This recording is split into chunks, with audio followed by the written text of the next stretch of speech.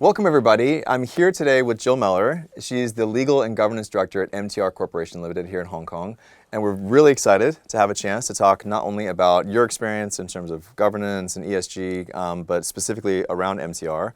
And I just wanted to give you a chance. Do you mind introducing yourself, the company, and really just talking about kind of how you got into this space? Of course. And look, thank you, David. It's great to be here this morning. So as you mentioned, I'm the Legal and Governance Director at MTR Corporation. We're a Hong Kong listed company that's responsible for building, operating and maintaining the metro system here in Hong Kong, but also in a number of other cities around the world. And we also have a fairly large property development business, which is how we fund some of our new railway extensions. I'm a lawyer by background. I've worked with MTR for 20 years. And for a number of those, I've been involved with leading our ESG strategy and initiatives, because it's an area I'm really passionate about. And I think as a low carbon public transport company, if we can't get this stuff right, then I'm not sure who can. Yeah, and so anyone who has lived in or visited Hong Kong, you definitely know about MTR, whether you realize it or not, because it is a world-class transportation hub. It's definitely one of the main reasons that my family has stayed here for 17 years now. But I want to kind of go back to your background in terms of law, and you have a very long tenure with MTR and are now, I would assume, kind of selectively choosing to be in the ESG space. So I'm curious if you can kind of talk about that, what drew you to this, and then specifically what is required to create an ESG strategy for a company like MTR? Sure. So it's a bit of a romantic story, I guess, as to where my interest in this space came from. But my brother used to be a headmaster of a school in the UK many years ago. And the school was a failing school, and he'd gone in to try and improve its operations and its performance. And he was really struggling to get funding. And I remember having a conversation with him to say, well, why don't you go to the local businesses? Because surely it's in their best interest to have a school in their local environs that their kids could go to and that they would be proud of. And he really struggled to kind of get the interest of the local businesses. And for me, it kind of sparked an interest in the role that corporates need to play in terms of their local communities and, of course, more broadly in terms of the environment. Because to me, the days of shareholder capitalism have gone. I think companies now have a responsibility to take into account a much broader stakeholder group. Yeah. Of course, their customers, their employees, society more generally, and the environment I would also class as a stakeholder. Yeah, so great. For the learners, they know that I teach business ethics. This is what at least I would preach in my classes. But if I can push back just gently a little bit, MTR is a listed company. And it's an interesting kind of almost public-private partnership where you are providing a very important public service. And I imagine it can be difficult balancing the various stakeholders that you have in that conversation, right? Especially when you do have shareholders who are expecting certain types of return, and then you have the public who are going to be very fickle about this idea of essentially a monopolistic type of transportation system that's privately owned, et cetera. How does ESG fit into that balance, and what is the connection there for you? Sure, and look, let's perhaps come back to the business case for ESG, sure, because I think it does exist, although it's sometimes quite difficult to put together.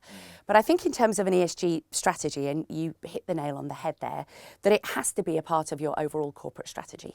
I think as an organisation, if you develop an ESG strategy in a vacuum, you will struggle to really get that thinking embedded within your business, embedded within your operations, so that in every decision you're taking, you're thinking about your broadest group of stakeholders.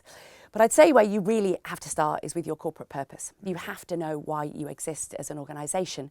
And for MTR, our corporate purpose is to keep cities moving. Because back in the 70s, when the Hong Kong government was thinking about building the MTR, they weren't thinking about listing the company in 2000. They weren't thinking about generating returns for shareholders. They were thinking about how do we make it simpler for people to travel from Kowloon to Hong Kong Island, and indeed around the different 18 districts. And so I think once you understand your corporate purpose, you can then set an ESG strategy that takes account of your different stakeholders' interests and allows you to try and balance those as best you can in the pursuit of your corporate purpose. And I say as best you can because it is sometimes a challenge, and often the different interests can conflict. And I think that's the job of the management team, is really to make decisions that best try and strike that balance. Okay, yeah, I want to get into executing the ESG strategy, but I think that's maybe a longer conversation, so we can do that in a moment. I want to come back to the concept of stakeholders. You mentioned, the focus on shareholders maybe is either transitioning or past, maybe from your perspective. That then kind of leads into conversations around stakeholder capitalism and really viewing these broader stakeholders.